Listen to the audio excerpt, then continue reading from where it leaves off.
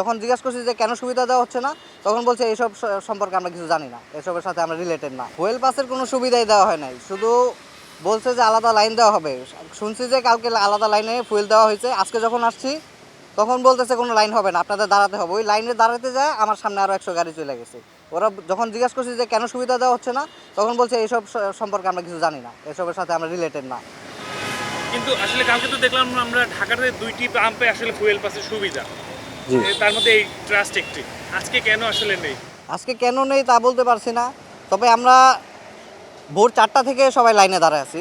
একটা লাইন ছিল, সবাইকে সরায় দেওয়া হয়েছে, বলছে এক লাইনে দাঁড়াতে হবে। মানে ফুয়েল পাসের কোনো সুবিধা তারা বলতেছে যে তারা দিবে না। যখন জিজ্ঞেস করা হয়েছে কেন দিবে না, বলছে এইসবের সাথে আমরা রিলেটেড না। তাহলে ফুয়েল পাসের আসলে দরকার কি ছিল? ওটা ওনারাই ভালো জানে, শুধু শুধু হেনস্থ করা হচ্ছে। এটা আরেকটা